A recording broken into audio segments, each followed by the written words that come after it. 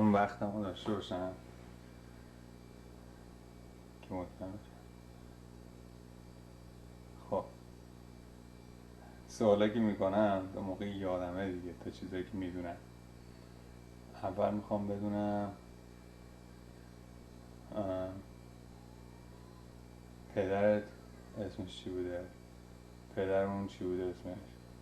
از بالا باید شروع کنیم یا از پایین؟ نه بگو پدرم اسمش این بوده، پدرش اسمش این بوده. پدرم اول اسم پدر چی بوده بابا؟ اسم پدر چی بوده؟ محمد ابراهیم. بعد چند سالش بود فوت کرد میدونی؟ نمیدونم چند سالش بود. و محمد ابراهیم چند تا زن داشت؟ چند تا زن داشت؟ زن اولیش فوت کرده بود، بعد از زن اولیش مادر منو گرفت. اسم زن اولش نمیدونم. صاحب سلطان. صاحب سلطان. بعد زن اولیش این شوهر اولش بوده؟ بله. بعد زن اولش فوت کرد. آره دختر فریدون بک صاحب سلطان. وقت نمیدونی چند سالش بوده؟ نه. فوت کرد. بعد مادر شما رو گرفت. بعد مادر شما اسمش چی بود؟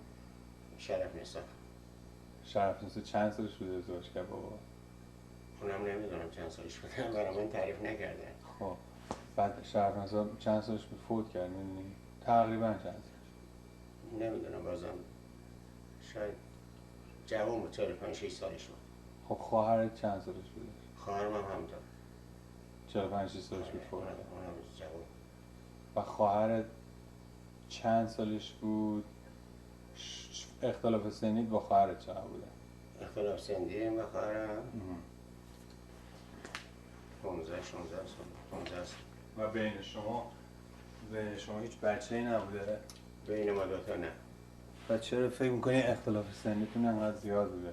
معمولا خانوما مثلا چی احساس میکنی؟ برای چی فکر میکنی ما بابات بچه دار نمیشده مادره؟ بین ما من نمیدونم که بین ما برای من تعریف نکردن که بود یا نبود. اینا رو که تعریف کردن من میدونم، اونا که تعریف نکردن نمیدونم. اوکی. و محمد ابراهیم اسم پدر بود؟ بله. و اسم پدر محمد ابراهیم چی بوده؟ یونس. اوکی. اسم پدر مامان چی بوده بابا؟ پدر مامانم کبل رفی. کبل رفی. و فامیلیش نمیدونی چی بوده؟ فامیلی دیگه اون موقع چیز بود دیگه، شناسنامه نبوده که فامیلی باشه. و اسم مادرش چی بوده میدونی؟ مامانم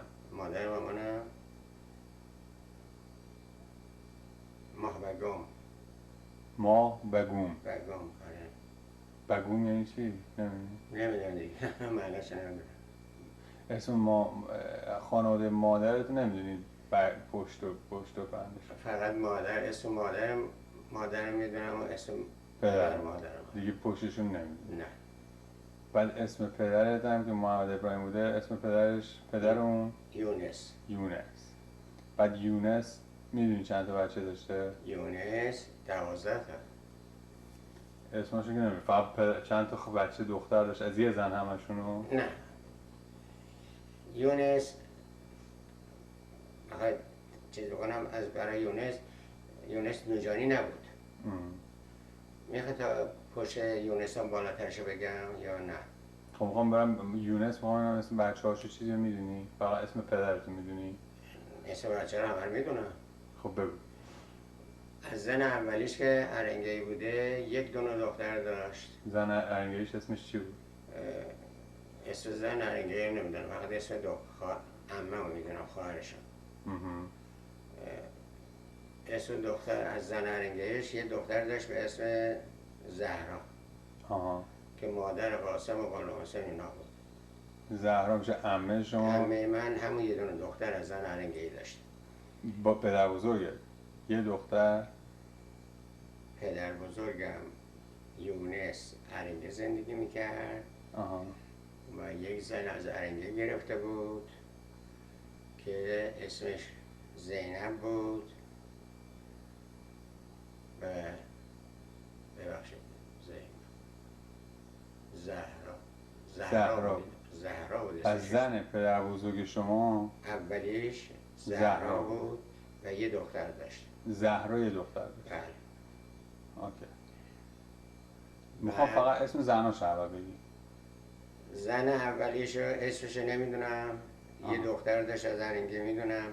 زن دومیش مادر بزرگ ما بوده، خانم سنا.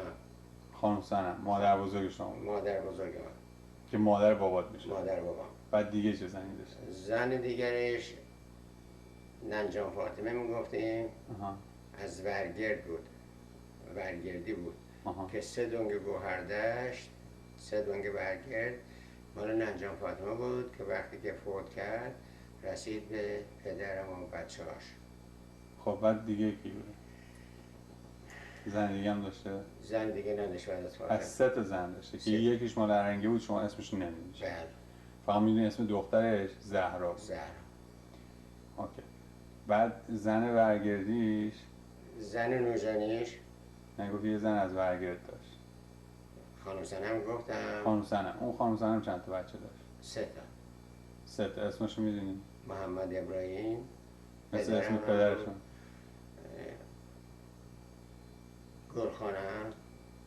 گلخانم بهشون گفتم. احمد بوده؟ عمه مادر بزرگ مسلمینا بود. جنت مادر بزرگ حیدرشاهی ها، ولی الله حیدرشاهی. جنت هم دختره. پس 2 تا دختر داشت با یه بابای شما که محمد ابراهیم بود. اونم که اسمشو نمیدونی، اون زنی که اسمشو نمیدونی یه دختر داشت به نام زهره. زهرا. سومی که ورگردی بود اسمش؟ فاطمه. و 4 تا پسر داشت، 2 تا دختر. ورگردی. اسم بچه‌هاشو میدونی چیه؟ بله من میدونم. عیسی، موسی، یعقوب، یوسف. این 4 تا پسر. معصومه، صغرا. این 2 دختر. و 6 تا بچه زن ورگردی. اما مادر بزرگ شما 3 تا بچه داشت، یکی پدر شما بود و 2 تا دختر. و از زن اولش هم که یه دختر داشت. و این زنها رو با هم داشت یا همه مردن یکی یکی؟ زن اولیش مرده که با نایب سلطنه باجناق بود. 2 تا دختر بودن ارنگه‌ای. یکی پدر بزرگم گرفته بود، یکی نایب سلطنه که نایب سلطنه ناصرالدین شاه بود. اونا باجناق بودن با نایب سلطنه. اون زن ارنگه‌ای میمیره، میاد مادر پدر من میگیره، نوجان. این نوجان زندگی نمیکرد، ارنگه زندگی میکرد. نوجانی رفتن آوردنش. میخواست تعریف کنم چجور اومد؟ تعریف کن. نوجانی ها عربا میمدن کوهاشانو میچروندن میرفتن. 3-4 تا از نوجانی ها میگن فقط یونس از پس این ارنگه برمیاد. یونس که؟ یونس پدر بزرگ من، پدر محمد ابراهیم. بله. یونس از پس این عربا برمیاد، هم پارتی داره هم قدرت زور داره. میرن پیش یونس میگن که اینطوریه. یونس میگه خب برین مواظب باشین، هر وقت رئیس ایل اومد که خداشون اومد بیان به من خبر کنیم. اینا مواظب میپرسیدن رئیس کی میاد، اومدن سر چاگون بالا چادر میزدن. روزی که رئیس ایل میاد میرن ارنگا میگن آره رئیس ایل اومد. وقتی رئیس ایل میاد چادر میزنه میرن خبر میدارن پدر بزرگم سوار میشه میاد. وقتی میاد آبادی هم پشتش حرکت میکنن میرن بالا. اونجا دیگه نمیدونم حالا چی میشه و چی میگه. از عربا از رئیس ایل تعهد میگیره که تا 7 پشت حق ندارین از کو بیان برین، از رودخونه باید بیان برین. که دیگه عربا از کو نمیمدن برن، از رودخونه میرفتن. نوجانه میگن که یونس نباید دیگه برن، باید نوجان بمانه. نوجان نگرش میدارن. اینطور که عمم اینا رو برای من تعریف کرده. عمم تقریبا 100 سالش بود. عمه کیه؟ عمم دیگه، عمه یعنی خواهر بر پدرم دیگه. میدونم اسمش چی بود یادم. گلخانم. اوکی. یه پیرزن دیگه هم بود که تقریبا همسایگی مادر عمم بود. اونم برای من تعریف میکرد از پدرم و پدر بزرگم اینا. پدر بزرگم میبینه که صبح سر آب دعوا میشه. اون پا میشه آب میگیره، این پا میشه آب میگیره، نه میگه که اینطوری که نمیشه، آب باید نوبت باشه، یه روز تو بگیر یه روز اون آب نوبت کن. تا اون موقع آب نوبت نبوده، آب نوبت میکنم. پدر بزرگم که اینجا نگه میدارن یک روز و نصفی، یعنی یک 12 ساعت یک 6 ساعت، یک روز نصفی آب میدن به پدرم، هم زمین هم آب میدن که اینجا نگرش دارم. بعد خب دیگه آب نوبت میشه، پدرم اینجا میمونه، بوده دیگه تا مدت ها تا زنده بوده اینجا مونده و اون زن برگردیدم میگیره. اینجا محل اینطور که برام ترکه محل یلاقی پدر بزرگم بوده، نورجان برگرد زندگی میکرده. اون وقت یک دخترشو میده بیه برگردی، عمه شما؟ عمه من سعدی میده به سعدی، اونم سعدی هم اونجا بر خودش شخصی بوده، کسی بوده. یه دخترش هم میده به پدر صفتر، اینا صفرعلی بود اسمش، عمو صفتر. عمو صفتر. عمو صفتر میکنه مباشر برگرد، پدر صفتر چیزا صفرعلی رو میکنه مباشر برگرد. یه چند سالی صفرعلی مباشر برگرد بوده، کشاورزا کش میکردن و نمیدادن بهش رو دعوا میکردن و از این حرفا. پدر بزرگم اینه که صفرعلی ناراحته، میفروشه برگردو 100 تا 1 تومانی 3 دنگ گوهردشت رو میفروشه که صفرعلی آزاد بشه. صفرعلی بعد از اینه که بابا میفروشه بازم میشه مباشر همون کسی که خریده بود که تو اون باغ جلو خونه چیز زندگی میکرد، تو همین باغی که الان ترقی داره دیگه. بعدن چیزی یادم نمیاد. بوسا من پدر بزرگ چند سالش بود فوت کرد؟ میدونیم با بزرگ؟ با بزرگم نمیدونم، نگفتن برای من چند سالش بوده. پیر بوده مرده یا؟ پیر بوده خیلی، چند تا بچه داشته، 12 تا بچه داشته، سنش بالا بوده و 10 تا بچه داشته. 6 تا از زن برگردی، 3 تا مادر شما، یکم از اون خانمی که هرنگی بود فوت کرد. بعد با بابای موسی کی بوده؟ بابای یونس. رضا. محمد ابراهیم پدرش یونس بوده، پدر شما محمد ابراهیم. بعد یونس. حالا بابای یونس رضا که فامیل ما رضاییان هست. بابای رضا هم آقا میرزا. اینا بختیاری بودن، از بختیاری از اونجا نمیدونم چجوری میشه میان ارنگه آب هواش خوب بود و میمونن. ارنگه تو راه چالوسه؟ بله دیگه، بالا یادرم. رضا و یونس ارنگه بزرگ میشن. این که یونس زن ارنگه داشت اونجا بزرگ شده و اون زن ارنگه رو گرفته که بعد نوجانه رفتن آوردنش. خب رضا بابای یونس بوده؟ بله. بعد رضا رو نمیدونی دیگه زنش کی بوده و اینا خبر نداری؟ نه. بعد اونا دیگه برای ما تعریف نکردن. بابای رضا کی بوده؟ بابای رضا آقا میرزا. آقا میرزا هم خبر نمیدونی چیه؟ دیگه بعد از آقا میرزا کسی نمیدونه. خب بعد برگردیم به خانواده خودت. اسم خواهرت چی بوده؟ خیرونسا.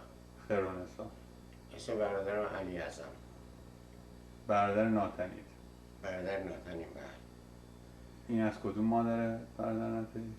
گفتم که از ساب سلطان.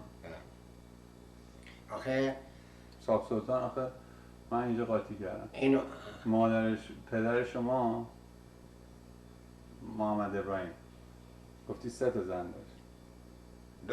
2 تا. پدر اون 3 تا زن داشت. پدر یونس 3 تا زن داشت. آره. محمد ابراهیم 2 تا زن. مامان شما اون یکی کی بوده؟ یونس هم 3 تا زن، 2 تا داشت. اون زن اولیش که مال ارنگه بود اون فوت میکنه. اوکی.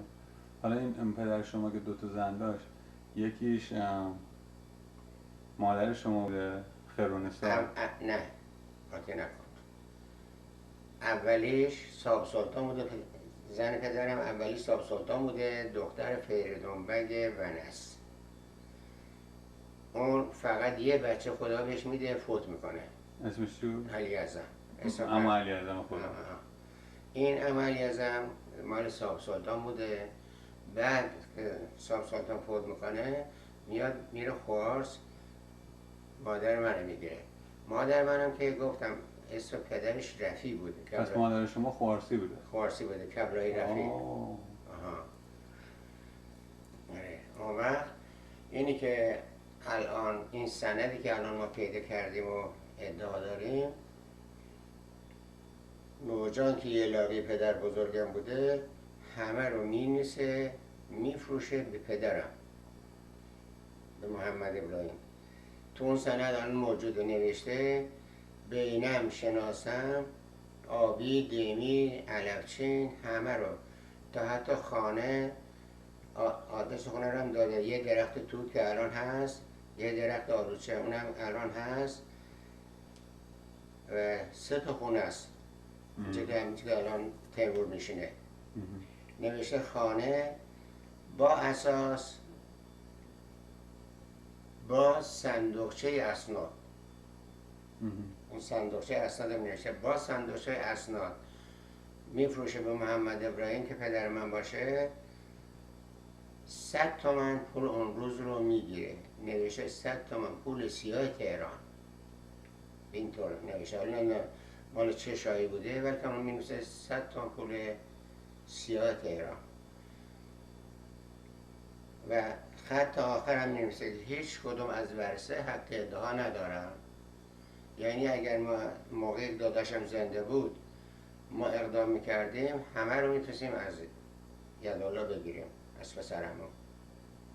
یعنی هرچی که اونا ظرف کردن میدونی چجوری شد؟ چجوری یدالله اینجا نفهم. یدالله اینجا چیکاره؟ یدالله پسر عموم پسر یعقوب دیگه. یعقوب برادر محمد. بله.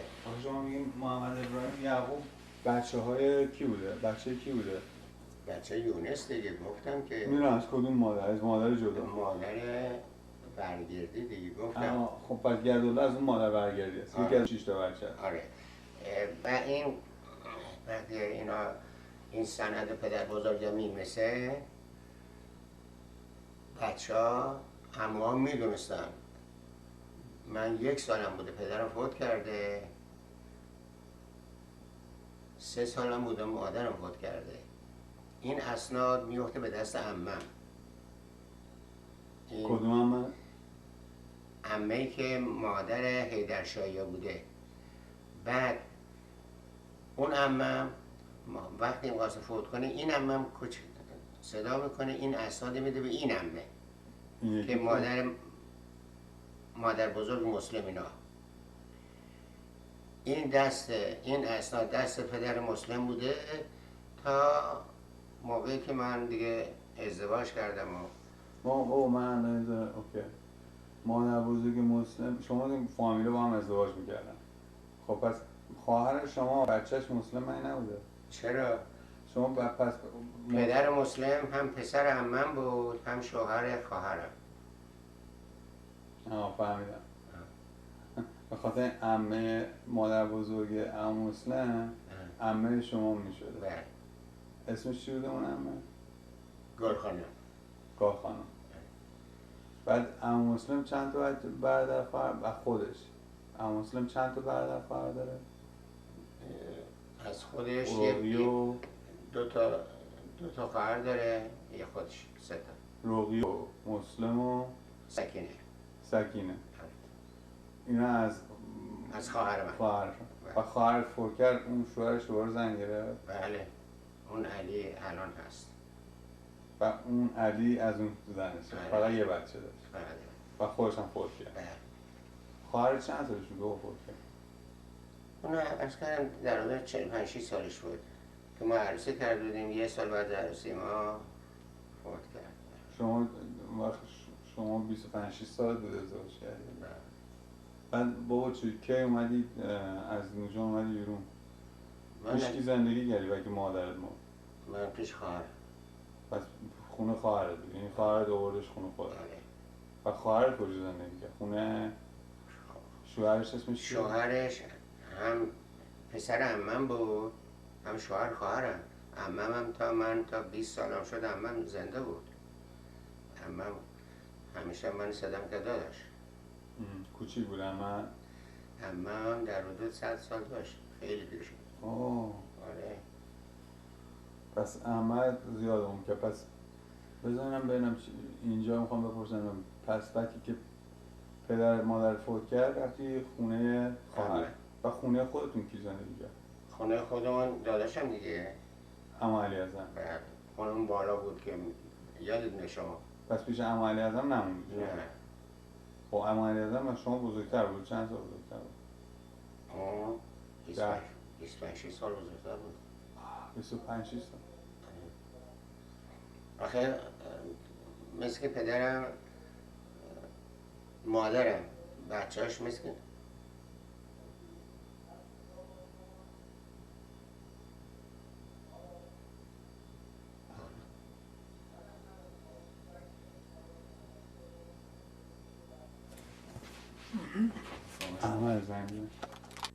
خب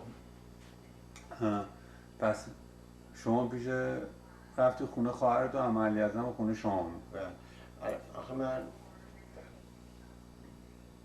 پدرم که فوت کرد 2 سال بعد از پدرم مادرم زنده بود.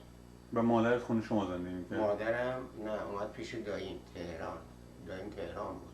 دایید اسمش چی بود؟ ولی الله.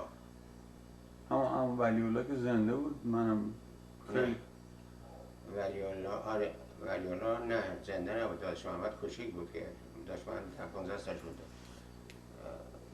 پدر خدیجه اینا، دختر خدیجه. ولی الله پدر دختر خدیجه؟ آره. اون وقت مادرم پیش داییم زندگی میکرد. داییم نذاشت که مادرم نوجان بمونه. ولی خواهر نوجان بود؟ خواهرم نوجان بود. اون وقت خیلی عمم اینا میگفتن یه شوهر کن. مادرم میگفت آخه من جای محمد ابراهیم به کی شوهر کنم؟ پدرم خیلی چیز بود، آخه پدر بزرگم موقعی تابستان میشد از اول تابستان تا آخر پاییز اینا همیشه 15 نفر 20 نفر خونش بودن. کارگر داشت، درود خیلی زمین داشت. یه خرمان مخصوص خودشون بالا میگن خرمان یونس، هنوزم معروفه خرمان یونس. آب نوبت یونس هنوز معروفه. اون وقت پدرم خیلی تعریف میکردم دیگه. همین حالا بابا من این سوالی که میپرسم میخوام فقط بدونم، پس مادرت ورد داشت آورده تهران. بعد چی شد که برای چی وقتی مادرت مرد افتادی دست خواهرت پیش دایید نموندی؟ دیگه دایم من آورد پیش خواهرم دیگه. وقتی اومدیم از تهران اومدیم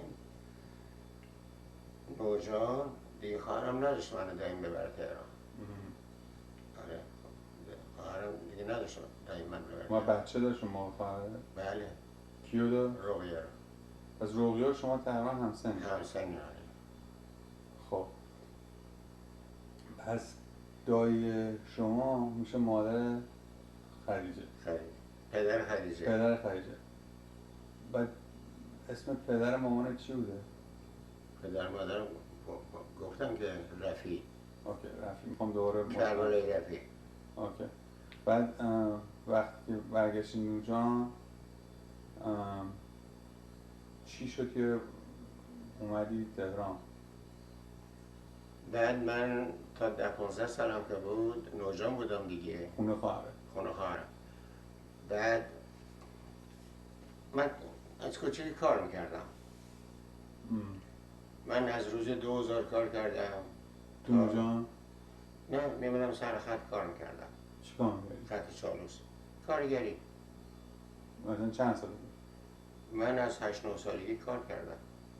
روزی 2000 2 تا 1 درونی. تا 8-9 سالگی چی کار میکردی؟ همونطور دیگه تو خونه کار میکردی؟ تو خونه دیگه رعیتی. اصلا چی کار میکردی؟ مثلا خواهرت میگفت مثلا برو چمن‌ها رو بزن، چی کار میکردی؟ نه میرفتم علف میچیدم با شوهرم، زمستانا گوسفنده رو علف خورد میکردم براشون. اسمش چی بود شوهر خواهرت؟ محمد. بعد چی کار میکردی؟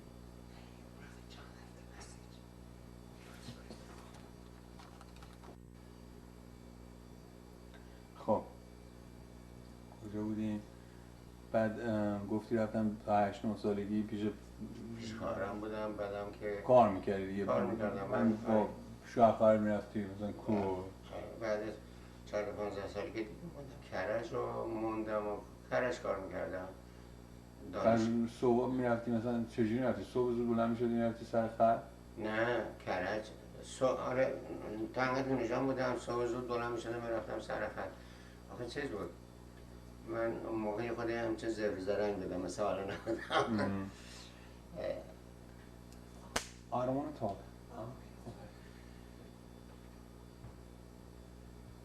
هر برجی هر ماهی 3 روز میرفتم سر خط، 3 تا بلیط برام صادر میکردن. اینجا روزایی که خبر میکردن که میان برای کنترل میرفتم. یه سرگردی بود میگفتن گیرانشاه خیلی بدجنس بود، اما من فرم عوض میکردم، کلاه عوض میکردم، نمیشنم. 3 تا بلیط در ماه من پول میگرفتم. اون وقت پول یه بلیط چی میدادن به من؟ Can you turn on the light back to the boss please? 3 تا بلیط صادر میکردن، پول یه بلیط چی میدادن به من؟ من در ماه 3 دفعه یا 4 دفعه میرفتم سر خط، بقیه‌اش تو خونه بودم، تو ده کار میکردم. پس ماهی 3-4 روز سر خط کار میکردی که اون پول میگرفتی؟ بله پول میگرفتم. بعد بقیه هم که تو ده کار میکردی پول نمیگرفتی؟ پول نمیگرفتم دیگه، نه. خرج تو خونه بودن تو دیگه کمک میکردی به خاطر اونجا زندگی میکردی؟ آخه کشاورزی خیلی داشتیم، گندم داشتم، جو، همه چی از خودم داشتم. من بعد شوهر خالت کار نمیکرد؟ شوهر خالت من خودم یه گاو من داشتم، یه گاو داشتیم، 3 نفر شریک بودیم با هم. نصف گاو مال من تنها بود، نصف گاو با مال مسلم و بابای ایوبینا. تا موقعی هم که ما ازدواج کردیم، بعد 1 سال دیگه اون گاوه رو داشتیم که فروختیم به حاج اسماعیل برگردی، گندم گرفتیم ازش. گاو ماده بود یا نه؟ نه گاو کشاورزی بود. پس چجوری بود که پس تو زمینه کار میکردی؟ زمینه بابات بوده؟ زمینه پدرم بود دیگه. آره دیگه، ارث پدر بزرگم. پس برای چی این الان این همه زمین دعوا داریم با اونا؟ پدر بزرگم خیلی زمین داشت. خب با مسلم نمیدونه این زمین مال پدر بزرگته؟ دینیزارا رو آبیزاره که یه جای از الان میگیم دراز زمین خیلی بزرگی بود که دادم به پدر بزرگم، یه قطعه بالا یه قطعه پایین. اینجا که میگیم کریز که جای خونه ما بود تا اون ته که یونجاران میگیم 1 کیلومتر طولشه، مال پدر بزرگم بود. منتها 1-2 نفر این وسط ارث گرفتن. یکی هم بغل خونه میگن شیخ جهانگیر میگیم ارث گرفته، یکی هم پایین‌تر بغل خونه یادالله، بغل خونه هم یعقوب، اون هم ارث گرفتن. بقیه‌اش تا پایین مال ما بود دیگه، مال پدر بزرگم بود. بعد 15 سالگی که اومدم کرج،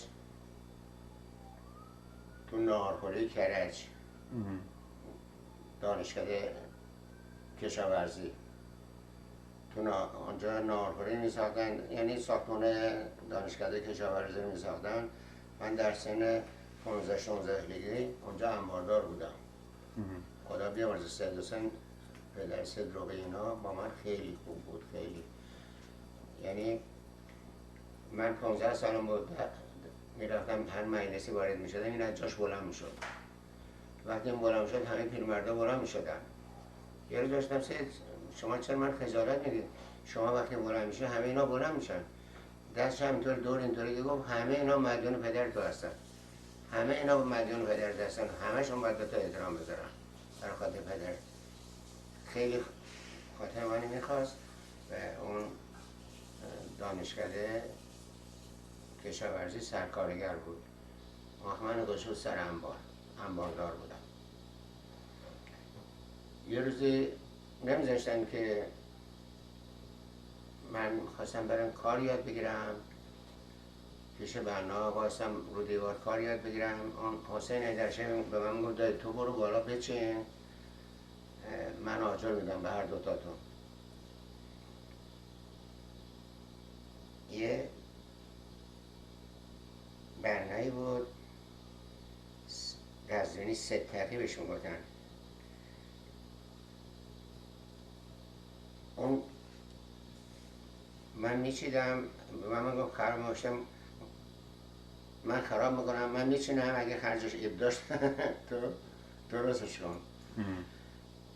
اونجا من برنایی یاد گرفتم کشاورزی. یه روز دیدم که من با تا زور بشینم این کارگرها بیان. 20 تا کارگر خمینی بودن، نوع میکشیدن. نوع یه چیزاییست که به این چیز میذاشتن رو شونه‌شون خاک میبردن بالا. مثل حالا نبود که جرثقیل باشه و قرقره با اینا، اینطوری نبود. میگفتن نوع میذاشتن رو شونه‌شون از گود خاک میبردن بالا. اون وقت برام 25-6 تا بودن. اونا خودشون یه سرکارگر جدا داشتن اسم یدالله. اینا روز جمعه که میشد شب می نشستن قمار میزدن تا صبح میخوابیدن. 9-10 پا شدن میمدن اساس بگیرم. یه روز فکر کردم خب این من باید تا ساعت 9-10 بشنم، وقتی نمیرسم برم اونجا کار یاد بگیرم. شب بهشون گفتم فردا صبح هر که دیر بیاد اساس بهش نمیدم، همه سر ساعت 7 باید بیان. خب اینا فکر کردم من یه بچه‌ای هستم و گوش به حرف من ندادن. فردا صبح ساعت 7 در بستم. های آمدم باشم، من دیشب بهتون گفتم ساعت 7 همه باید در اساستون رو بگیریم. گوش به حرف من ندیدین، برین آن رو میخوام بکنم. اینا خب به اصطلاح سرکارگر از خودشون بود دیگه، خیلی مطمئن بودن، رفتن از دست من شکایت کردن به ارباب کمالی. ارباب کمالی شب من خواست، گفت سرکار چرا به کارگرها اساس نمیدی؟ باشم که ارباب بهش گفتن ارباب، باشم ارباب اگر کار کنترات شونه من باید بدونم. اگر کار روزمزده سر ساعت 7 باید بیان سر کار. میخوام ساعت 9-10 پا میشن میان از من اساس میخوام. من میخوام برم کار یاد بگیرم، میخوام برم دیوار بچینم کار یاد بگیرم. هم یدالله نشسته بود هم 3 یک چند تا سوال که از من کرد. خب گفت پاشو برو شما. من که پاشتم اومدم به این دوتا میگه من اگر 4 تا مثل این بچه داشتم هیچ غمی نداشتم. راست میگه، چرا کارگر باید ساعت 9-10 بیاد اساس بگیره؟ اونا کار کنترات شونه باید به این معرفی کنید که بشناسدشون. اونا کار کنترات ندارن سر ساعت 7 باید بیان اساسشون رو بگیرن. سر بر شد. من روز 7000 رو میگرفتم اونجا. کارگرها روز 6000 5000 اینا بود، آیتم روز 7000 میگرفتم. سر بر شد دیدم پاکت که برام اومده خیلی سنگینه. باز کردم شمردن روز 16000 برام نوشته، مطابق اونا که نوع میکشن روز 16000 برام نوشته. بعد تقریبا 20 سالم شده بود دیگه. یعنی 2 دفعه که اومدم سربازی و گفتم براتون صدر سنگ برام نوشتن و برگشتم، رضا شکر رفت. 2 سالم دیگه نرفتم سربازی دیگه. 20 سالم شده بود. به من گفت که برو یه پولی بده اونجا بیا. یه 5 سال پیش اون کار کردید؟ آره. یه پولی بده به اون سربازا که اونجا نشسته با اون افسرها اینا، یه پولی بهشون بده و بیا، نمیخوام بری سربازی. اومدم اشتم خب ارباب کمالی برای خودش میگه. اومدم دفتر یه برقانی بود که میشناخت اینا، گفت 8 تومن بده برو 1 سال دیگه بیا. تو دفتر. گفت 8 تومن بده برو یه سال دیگه بیا. باشم من 8 تومن 8 ماه تو سربازی خرج کنم. برای چی برم؟ من میخوام برم خدمت کنم. اومدم بچه ها گفتم من محمد بود و 3 نفر دیگه بودن. باشم من میخوام برم سربازی. هر کس دلش میخواد بیا با من بیاد، هر که نمیخواد بره. هر 3 تاشون گفتم ما میام. من تقریبا داوطلبی رفتم سربازی. اون سرهنگه که اون 2 سال پیش رفته بودم من شناخت. تا رفتم گفت ها حالا وقته که بری سربازی. کجا بنویسم؟ باشم من چه میدونم کجا بنویسم، من که سربازی خدمت نکردم. گفت بنویسم دانشگاه افسری. نوشت دانشگاه افسری. منم رفتم اونجا دیگه 8 ماه هم تو دانشگاه افسری بودم. یعنی اگه بخوام همه رو تعریف کنم خیلی میشه. 15 روز که خدمت کردم ما رو میبردن، آخه متفقین اینجا بودن، روسا بودن، انگلیسا بودن، اینا بودن ما رو میبردن مانور تو کوه شمران بالای اقدسیه. دوست دشمنی درست میکردیم بین خودمون که باید چجوری با دشمن بجنگیم. ما قسمت سوار بودیم. از کوه که برگشتیم ما رو میبردن اسما رو تیمار کنیم که با اسما آشنا بشیم، نترسیم موقع سوارکاری. من اومدم دیدم که هرچی نگاه کردم دیدم کسی نیست. دست انگشت ماله کردم گوش به فرمان من، همه استراحت بکنه. این گروبان منو میدونست، من شناخته بود. رفته بود اون ور اسما 2 طرف چیز بودن، یکی این طرف یکی این طرف، این وسط آخر بود. رفته بود جلو اون اسمی که اون ور بود نشسته بود. یه بلند شد و گفت هنوز نیومدی فرمانده شدی؟ بیا بیرون. ما رو بیرون. گاه یه 2 تا ترکه برای من بیارین. ترکه آوردن. گفت با کدوم دست فرمان دادی؟ خب دست که فرق نمیکنه، یا این دست یا این دست. تا بفهم. این همچه زد دست من که ترکه شکست. 2 تا زد، هر 2 ترکه چنار بود. چنار یه خود خشک شکست. خب پیش خودم گفتم خب من با چجوری، یه ترک بود، گرباسیه بود. اومدن که قسمت بکنن. یه روزی گفتن تیمسار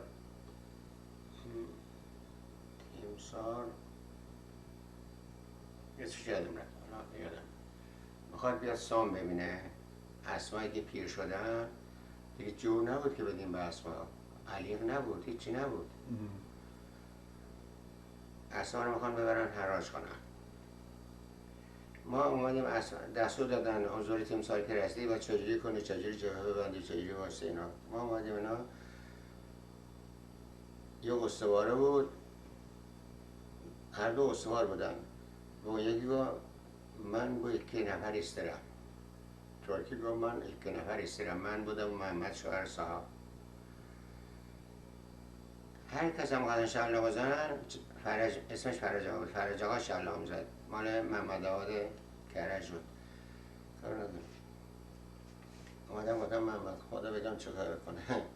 فرج گفت من با 2 نفر استرم. اسما رو که بردیم بس اومدیم، فرج آقا گفت که بابا میای پیش من. باشم فرج آقا من از خدا میخواستم بیام پیش من، انقدر ازش میترسیدم گفتم نکنه یه وقت من یه کار بکنم انشالله بزنه. باشم من از خدا میخواستم بیام پیش شما. زد پشت من گفت تا حالا هیچ کس این حرف من نزده بود. کار ندارم خلاصش کنم برم. رفتیم پیش فرج و فرج هم 2 تا معاون داشت. معاونش صدا کرد گفت که استوار بود فرج. آره. گفت که این 2 نفر 24 ساعت هیچ کاری ندارن، مهمان من هستن. شب که رفتیم بخوابیم ساعت 12 اومد صدا کرد گفت پاشو برو نوبتچی. گفتم فرجام به من گفتی 24 سال مهمانم، من نمیرم. ساعت 12 گذشت، ساعت 2 اومد دوباره صدا کرد گفت پاشو برو نوبتچی. گفتم من مهمانم، من گوش به حرف تو نمیدم، درسته تو معاون من. دوباره رفت ساعت 2 اومد. دو ساعت میمدی پست شهر. گفتم محمد تو پاشو برو تا صبح من تایید بین روشن کنم. محمد فرستادم سر پست. صبح ساعت 4 که شبهور برپا رو زدن، تابستان بود دیگه، شبهور برپا رو زدن، من پاشم رفتم پاشت چادر رو صدا دادم سر که فرجام که بله. مثلا شما که اختیار نداشتی چرا گفتی که این 2 نفر مهمان من هستن؟ امشب تا صبح ابراهیم نداشت من بخوابیم. بعد 2 ساعت من رو صدا کرد. شیپورش صدا کرد گفت شیپور جمع بزن. شیپور جمع زدن و 86 نفر جمع کردم. گفت رفیقت کجاست؟ باشم تو حساب نوبتچیه. گفت ابراهیم برو جای اون بیاد، معاون فرستاد. گفت معاون خودشون. گفت ابراهیم برو جا اسمش چیه؟ گفتم محمد. گفت برو جا محمد بیاد اینجا. محمد اومدم و من گفت برو سر صف. رفتم سر صفا. یه شلاق هم داشت میذاشت پشتش همیشه سرش اینطور تکون میداد. اردخون رفت ته صف اومد بالا و گفت از این ساعت حرفی که ستار بزنه فرمانده دانشکده زده، هر کس تمرد کنه ننش رو تو کنش میکنه. پشتش هم این بود که ننش تو کنش میکنه. خدای ما 15 روز خدمت کردیم. اومدم تو چادر باشم سر کنم من 15 روز خدمت کردم، اون 28 ماه 30 ماه خدمت کرده. جنگ شنا فرار کردن رفته بودن دوباره آوردن، یکی 6 ماه اضافه خدمت داشتم. گفت بابا کار این کارا نداشته باش، تو فقط فرمون بده، هر کس حرفش گوش نکرد به من بگو، با من طرفن، تو فرمون فقط بده، کار این کارا نداشته باش. آقا زور شد ما رفتیم نهار بگیریم. هرچی گرفتیم دیدیم 100 تا اون ته. 110 تا آمار داشتم گرفتیم دیدیم 100 تا اون ته. آشپزی گفت دیگه نمیدونم، من 110 تا چند تا اضافه دادم، کار ندارم. رفتن شکایت کرده که ما نگیریم سربازان. خب هر کی 20 ماه 28 ماه 30 ماه خدمت کردم، من 15 روز خدمت کردم. اصلا نگاه من خواست گفت که هنون نیمدی شکم خوردم باز کردی؟ همینطور. باشم جناب سروان دستور بفرما اینا غذاشون اگر نگرفتن بهشون بدین. 86 تا سرباز هم من 110 تا غذا گرفتم. این غذا رو کی خورده؟ دستور بدین اگر اونا غذا ندارن غذا بهشون بدین، اگه شب کم آوردم همه رو چالو کباب میدم. گفت عجب. خب تابستان ساعت 6 شیپور شام بزنن دیگه. شیپور شام زدن، قدم آهسته قدم بود. سربازان رو نمیخوردن که قدم آهسته برن. از در آسایشگاه ما تا در آشپزخانه تقریبا 200 متر راه بود. همه رو به خط کردم به ستون 2. و محمد گفتم یغلبیه رو هر کس 2 تا داره ازش بگیر. از اینجا قدم آهسته بردم تا در آشپزخانه، اونجا ایستادم نظر به راست و افسر نگاه کن، نگاهی کرد گفت چند وقت خدمت میکنی؟ گفتم که تقریبا 15 روزه. گفت کی گفت به تو اینا رو قدم آهسته بیاری؟ گفتم خودم. نهار و ظهر که این همه 110 تا غذا کی خورده؟ اینا خوردن دیگه. باید غذاشون هضم بشه که شب شام بخورن. ظهر ما جلو گرفته بودیم، دوباره فرمون داد که اسبران 1 پیش خوشش اومد. تمام یغنویت که هر کس 2 تا داشت ازش گرفتم و من گفتم ازش بگیر. من دیگه فرمانده بودم دیگه ازش بگیر. گرفتم 8 تا 10 تا یغنوی غذا اضافه آوردم گذاشتم وسط. باشم حالا هر کس گوش نشه به من بگه مثل مرد باشین، چرا زور من اذیت کردین؟ حالا من میفهمم که من اذیت کرده. شما دستور داشتید. غذا رو گوشتیم وسط کسی نمیخواست دیگه. حالا که غذا رو چه کار کنه؟ محمد ببری بفروشه.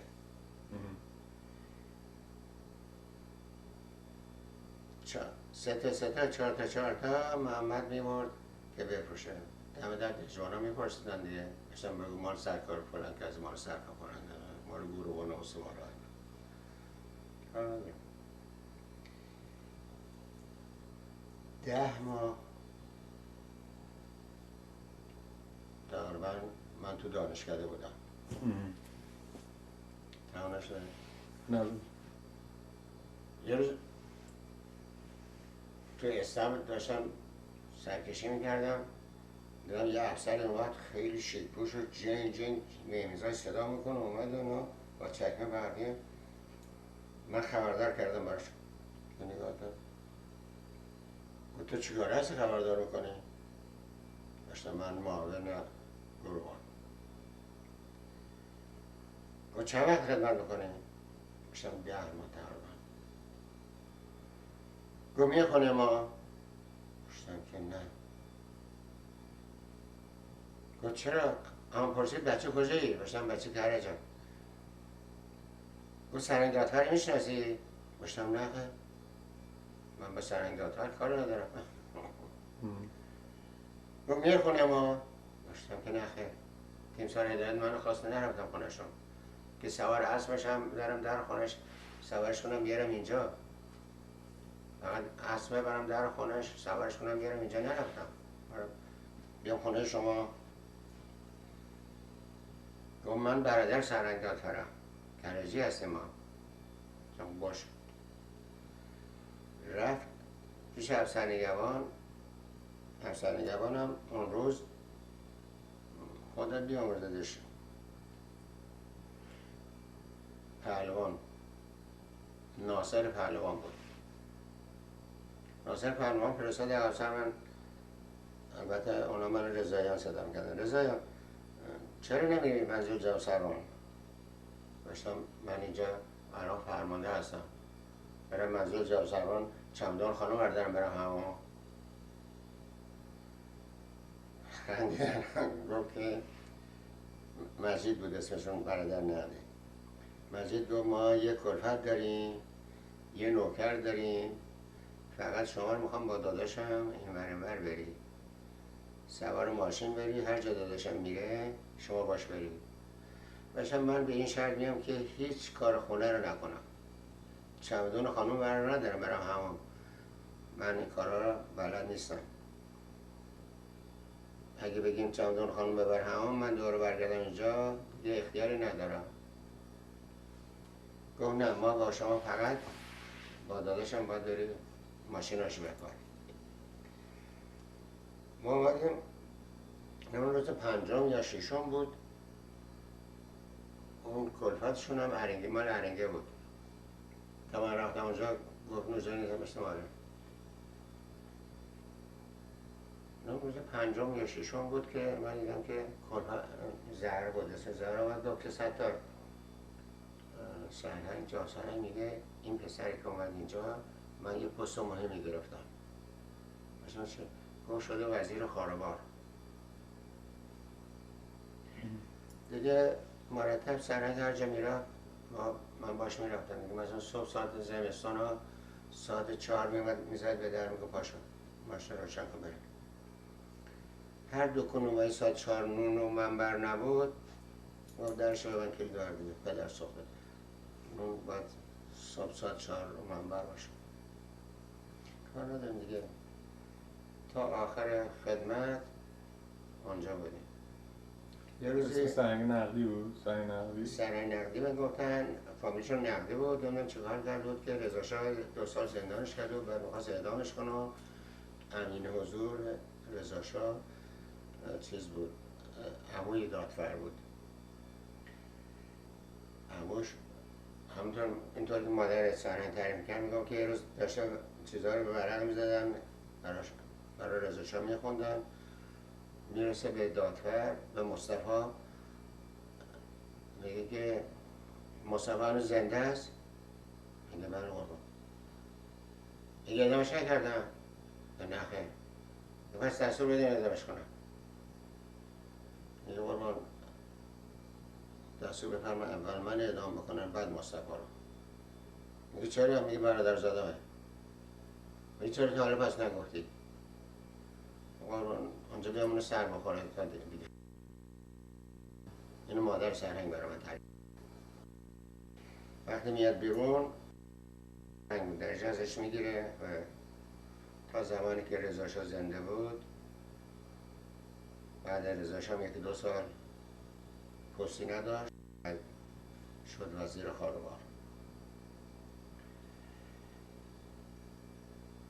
و یه روزی ماشین نداشت، ماشین برادرش گرفت، حمید بود ماشین برادرش، هم اسمش حمید بود، اونم افسر نیرو هوایی بود.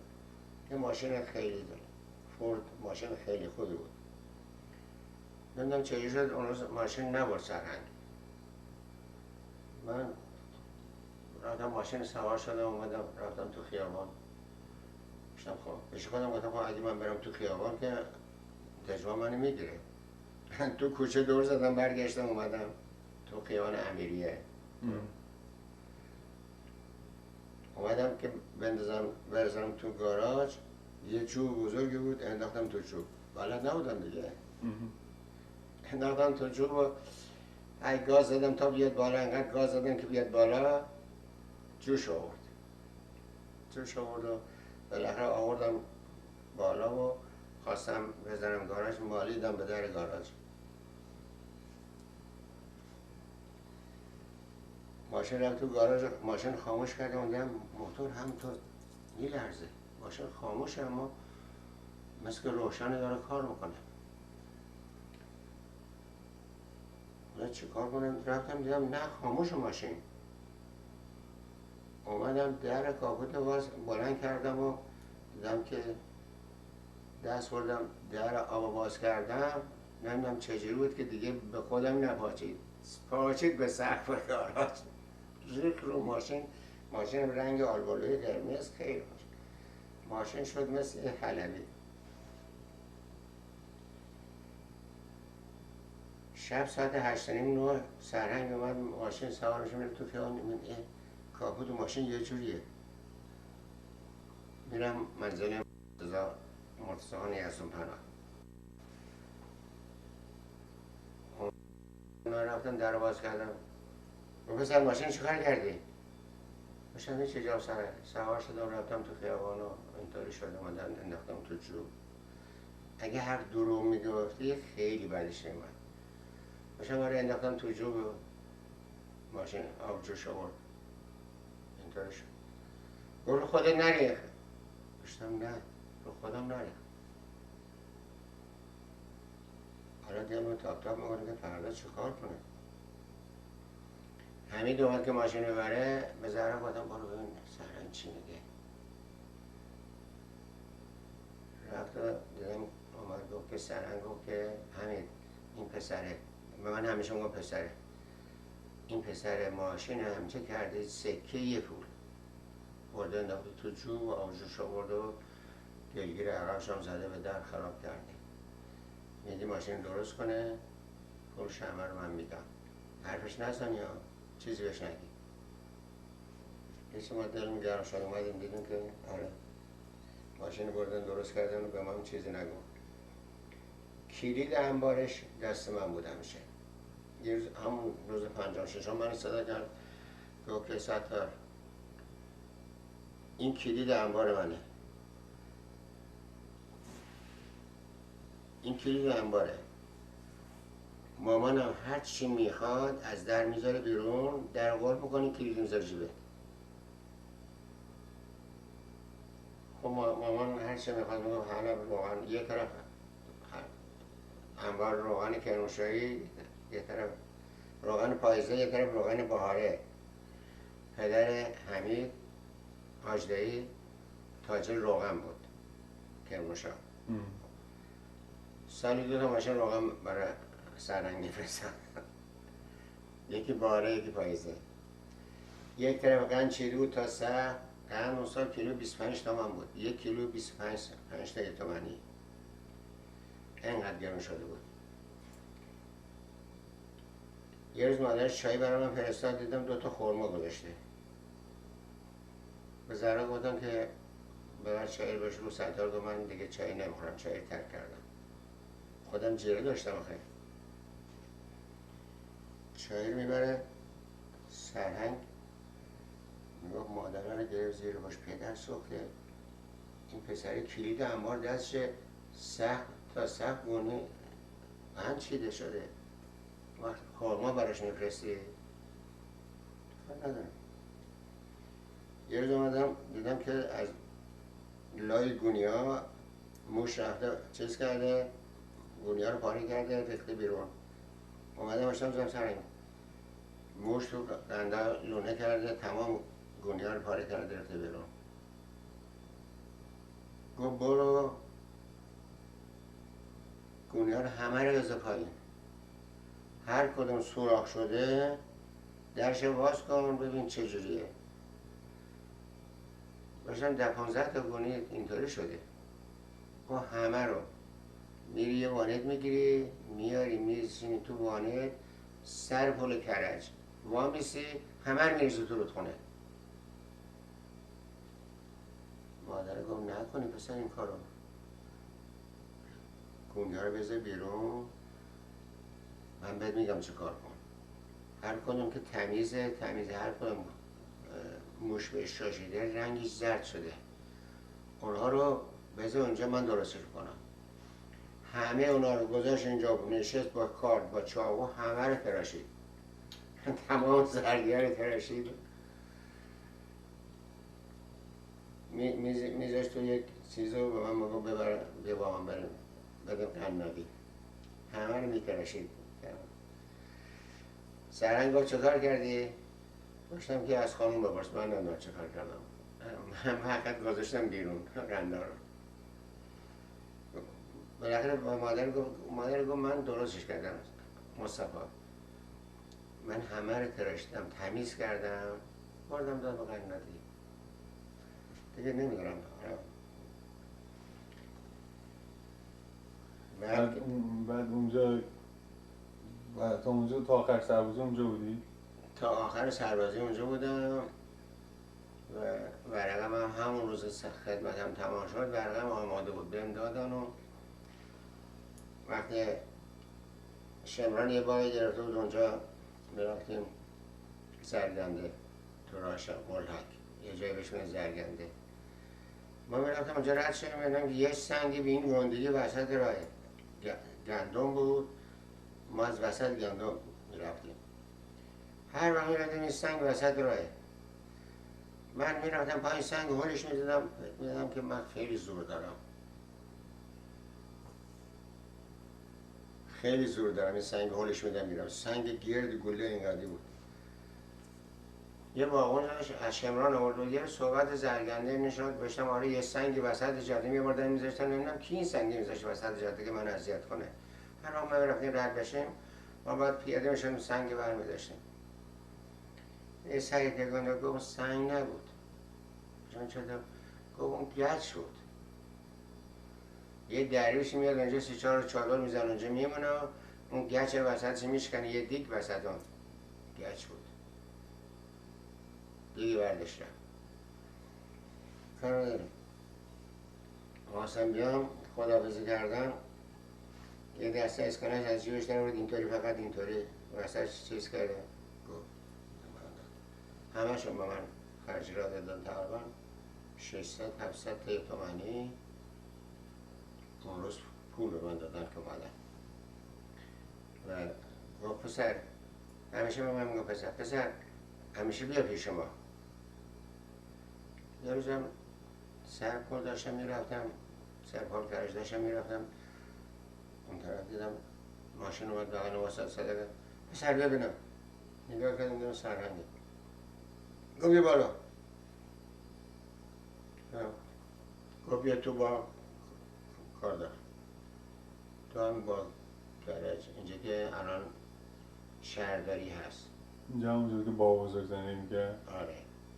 مامان اونجا بودن؟ بله. تو کرج؟ بله. رفتم اونجا، گفت گاو و گوسفند و الاغ و مرغا و اینا همه در اختیار توه، این دوتا باغان هم در اختیار توه. حسین هیدرشاهی، نمیدونم میشناسی یا نه، حسین شنیده اسمشه. حسین هیدرشاهی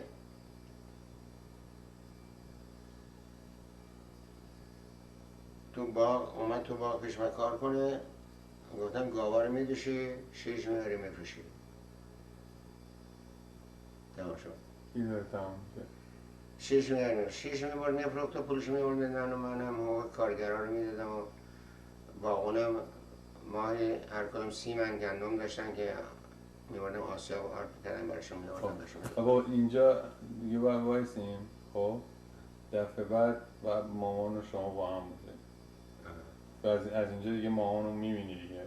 از اینجا دیگه آره دیگه. یه روز داشتم تو خیابان را میرفتم، دیدم که حسین آقا اومد. حسین آقا اومد. گفت که بابا رو آوردم اینجا با ماما، شما باید مواظب شما. بابا حسین آقا میشناخت شما؟ سربازی با هم بودیم دیگه. من و حسین آقا. پس دای حسین آقا با بابا شورون اونجا؟ آره من و حسین آقا و آقای نوری با هم سرباز بودیم. شما هم تو دانشگاه افسری؟ ها؟ دانشگاه افسری؟ نه، من از دانشگاه افسری اومدم، اونها نیرو هوایی موسی خان